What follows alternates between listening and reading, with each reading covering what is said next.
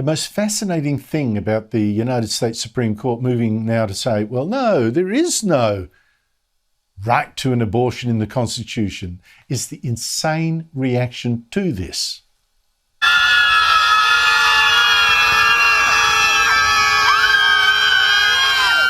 Now, it seems to me that the West's cultural elites don't actually like democracy much. They don't seem to trust the people. And so there is a real insurrection happening right now, this week in the United States. This is not the so-called insurrection that the left has been screaming about since January last year, when a ragtag group of Donald Trump supporters broke into the US Congress claiming the election was rigged. That was just a beat-up. No, the real insurrection is happening right now against democracy and against the highest court in the United States. And it's by some of the very people who have been demonising the Trump supporters. You see, whatever you think of abortion, and despite whatever you've heard about this decision, what the Supreme Court seems to have decided, to go by a leaked draft of the decision, which is yet to be handed down formally, is actually not the end of legal abortion in America. Although someone seems not to have told that to Whoopi Goldberg, whose reaction on TV was frankly insane. Listen carefully to what she says. Everybody wants to tell me what to do, but you won't let me make my decision about my body. You are not the person to make that decision. My doctor and myself and my child, that's who makes the decision. That's bizarre. How many babies does Goldberg think helped mum and doctor make that decision to have themselves aborted? Forget the hysteria. What a majority of the Supreme Court seems to have decided is that abortion laws should, by law, be decided by a vote and not by judges just making up rights out of thin air. Every state in America should decide their abortion laws for themselves. This is draft decision. Judges shouldn't decide, voters should. Well, joining me is General Jack Keane, a retired four-star general, former Vice Chief of Staff of the US Army, and he serves as chairman of the Institute for the Study of War. Russia is threatening to use nuclear weapons. Russian state television is even giving viewers opinions to get them used to the idea of nuclear war. How high is the risk? Well, in terms of using strategic nuclear weapons, I don't believe it's that high, even though they've been communicating something like that on their state television. It's pretty outrageous. I've never seen anything quite like it. In my mind, since we've had these nuclear weapons, to have a country actually threaten the use of them like that and do it on state television. Look at the United States, Britain, and France. We have a significant strategic nuclear deterrence that would certainly force Russia to think twice with ever using weapons like that, because they would lose their country essentially and most of the people in it. And it would be a human tragedy, certainly of epic proportions, because the United States would be lost and most of Europe as well. So I think something like that is remote. Certainly using a tactical nuclear weapon inside of Ukraine is something they've been brandishing as well. And by the way, they're doing this. They're brandishing nuclear weapons, Andrew, because they are surprised by the unity that the United States and NATO and other countries have had to come to the assistance of Ukraine. And it's not just moral support. It is significant weapons that are being provided, and it is definitely value added, as well as the humanitarian and economic assistance as well. And certainly the sanctions are taking an effect. But I'm convinced the real issue is the fact that we're really helping the Ukrainian military to succeed on the battlefield. If they were talking about using a tactical nuclear weapon, I think that would be a game changer. In my mind, that would bring the United States for sure into the war. If Lidia Thorpe didn't say she was Aboriginal, I doubt she'd be a Green senator. And even the Greens would be too ashamed to have hired such a nasty woman. Here she now is shouting at young police officers, many of them women, at the Melbourne Immigration Transit accommodation. Shame on all of you! You are the criminals! What? You are the only criminals on this land! How dare you treat people like that?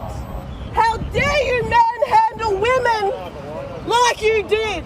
Like you pushed me out of the way? me. How dare you? Thorpe was trying to stop the deportation of 12 detainees, and police had to push and pepper spray demonstrators to clear a path. Some demonstrators defaced the police vehicle. But far from being innocent people, the detainees were non-citizens who reportedly included people convicted of sexual crimes and domestic violence. As for the police, they were just upholding the law.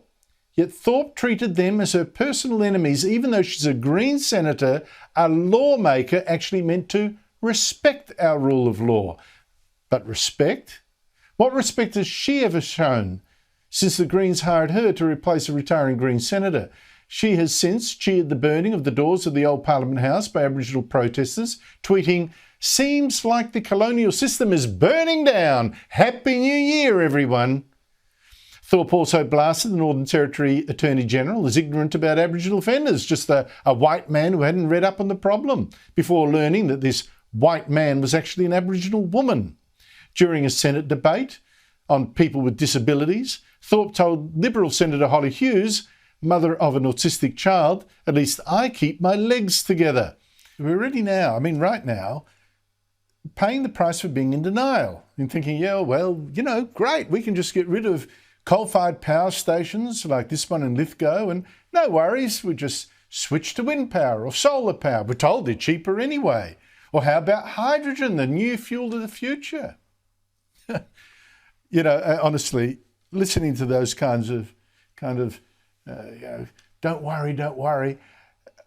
And watching Australia over the past 20 years getting rid of a third of its coal generators, I tell you what, the whole thing has been like watching lemmings go over a cliff. Well, the Australian Energy Market Operators just said, whoops, sorry about that. Wholesale prices of electricity in the East Coast more than doubled in the first 3 months of the year. Way more. More cost of living pain for you. Now, of course, there are excuses. There's a war in Ukraine, of course. There's soaring prices for coal and gas. There's higher demand. Some unexpected outages of power plants and so on. But basically, we just didn't have enough power supply. Wind and solar could not make up the difference. In fact, the shortage was so bad, for the first time, the energy market operator actually used its new scheme to pay big industries not to use electricity when it was running short. Imagine that. Your money is now paid to business to stop working, so the power doesn't go out. And that happened in the states that rely most on wind power, Victoria and South Australia. Paying people, even business now, not to work. What's our future going to be like? And it's going to get worse, At the end of last month, the giant Liddell coal-fired generator in New South Wales shut down one of its turbines, and it's going to close the rest over the next year. The media left loved this news, Wow, wasn't it great? This turbine switch off is like taking 400,000 cars off the road. And don't you worry, there's going to be grid-scale battery and hydrogen projects soon to step in. But they aren't there yet, are they? What huge batteries? And hydrogen hasn't even been proved yet to work at scale. And so predictable, check what's happened to wholesale power prices in New South Wales in the 3 weeks since that turbine was shut and stopped making electricity. Through the roof. But I want to focus again on one of those so-called climate independents who really fascinates me, Monique Ryan. She's running in the wealthy seat of Kooyong in Melbourne. And polls suggest she could actually beat the Treasurer, Josh Frydenberg, who actually got our economy through the pandemic and the lockdowns in pretty good shape, but what's he worth? Now, Ryan interests me not just because taking out Frydenberg is going to be big news. Very big for the Liberal Party. They're looking at him to be the next leader or somewhere. To me, like many of these supposed independents, Ryan just doesn't seem to live up to her own billing. She said she was a political clean skin, never been involved in politics before, turns out to be a former Labor member. She talks about transparency, but won't say if she'll actually back Labor after the election. And she also claims she wants more integrity and kindness and honesty. Well, last weekend, Josh Frydenberg told his supporters a lovely story. A very nice lady in her 70s, I think, came up to me and said, "Josh, I'm voting for you." I said, "That's very nice." And she goes, "I'm Monique Ryan's mother-in-law."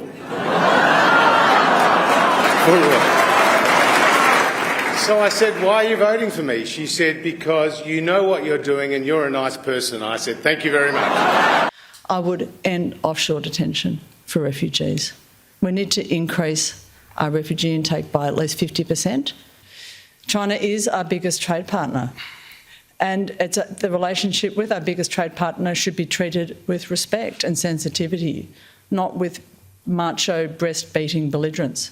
So if a climate independent like Ryan does end up with a balance of power after the election, what do you think will happen? Not just in who they will choose, because clearly she's pro-Labor, but how that would affect the policies of a Labor government?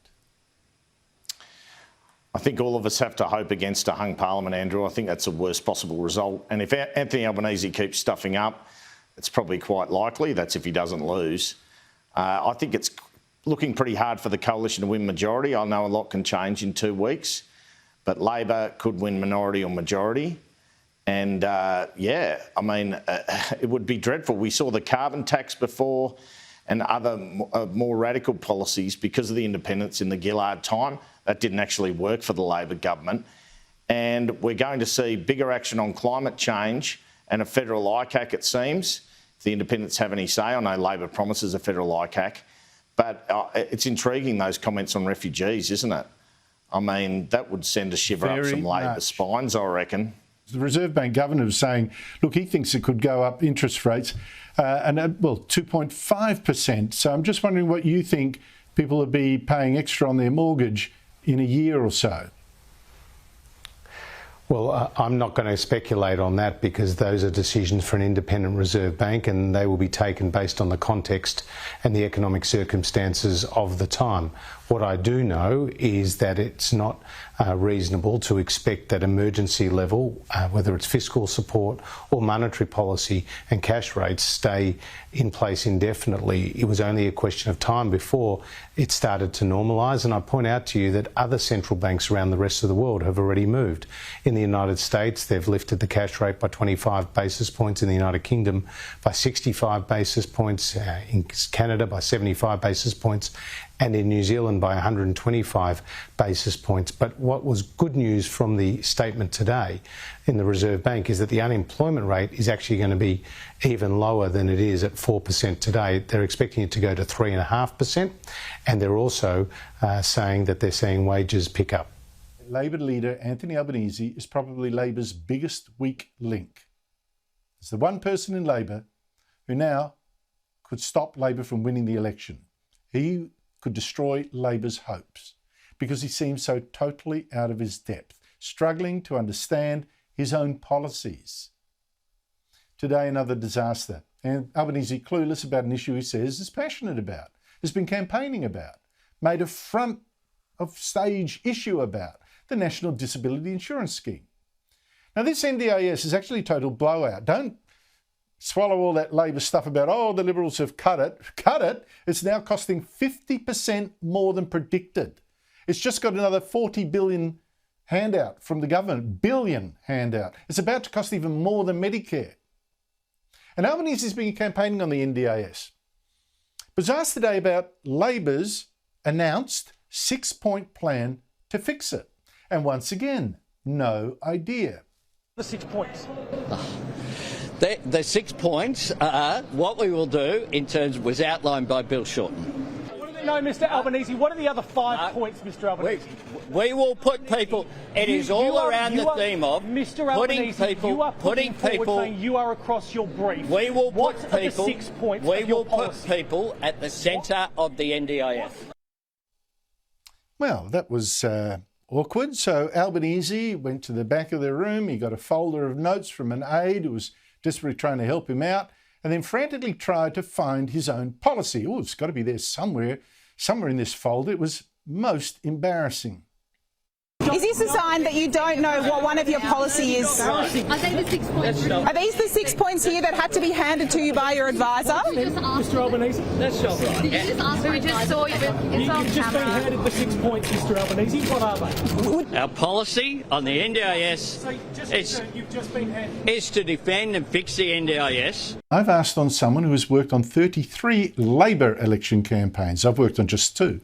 Someone who's worked on Bill Shorten's federal campaign 6 years ago. Here's former Queensland Labor Secretary Cameron Milner. I think it's a plan to win an election, but the thing is, you don't then get a mandate to make the big changes. Now, as a Conservative, a Labor government coming in without a mandate to make big changes, I think, well, thank God for that. You know, we've got something we've got some brakes on this outfit. But for a Labor supporter, that must be a huge disappointment. And that's why I've written in my op-eds, I mean, I'm a believer in a big policy agenda. I'm a believer in big change, and that's what Labor governments do. That's what Gough Whitlam did in the years he was there. It's what Bob Hawke did. It's what Kevin Rudd did in the short period of time before Julia Gillard finished him off. They had big agendas. The thing that stresses me is Labor might win the election, but then they've got to win government and how to govern.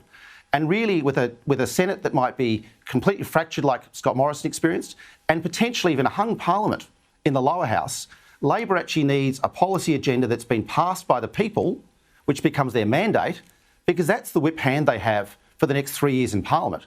Because you're right, otherwise, all they get to implement really is what they promised the people. And if that's a small agenda because it was a small target campaign, it might get them across the line on the 21st of May, but for the next 3 years, it doesn't give them much to do. Trending right now is attacking the comedian on the stage. What were they saying about shooting the piano player? It's caught on, but check the hypocrisy. A month ago, actor Will Smith, you know, the big deal who was sitting on the front row of the Oscars ceremony, went from laughing at a joke about his wife to smacking the comedian who told it in the face. Jada, I love you. G.I. Jane 2, can't wait to see it. All right?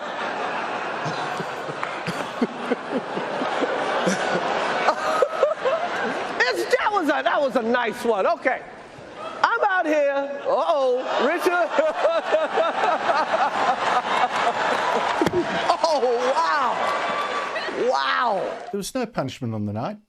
No one smacked Smith back. He wasn't gang tackled. He wasn't beaten. He wasn't arrested. He wasn't charged. The bum wasn't even thrown out of the joint. Instead, he was allowed to sit there and minutes later was given an Oscar to a standing ovation. Now, contrast. On Tuesday, and I'm guessing this guy was inspired by Smith, some lowlife, you know, he attacked another comedian at the Hollywood Bowl, Dave Chappelle, who's been savaged by the left for telling jokes about the transgender movement. Now, Chappelle wasn't hurt, neat little manoeuvre there, but the attacker sure was. The fans and the security beat him to a pulp, dislocated his arm or worse, and he got handcuffed and has since been charged by police.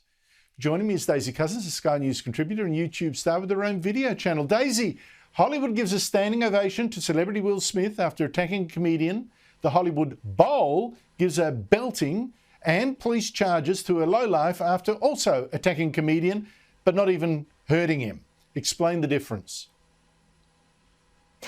Well, the difference is, Andrew, dare I say it, privilege. I hate to sound like a lefty, but the big difference here is, in fact, privilege. And I'm not talking about any kind of identity privilege like race or sexual orientation or anything. I'm talking about the only kind of privilege that really does divide society, and that privilege is class privilege. One is your average Joe Blow, the other is an elite Hollywood superstar beloved by so many people. That there is the key difference. One can get up and get a standing ovation and getting an Oscar after smacking someone in the face.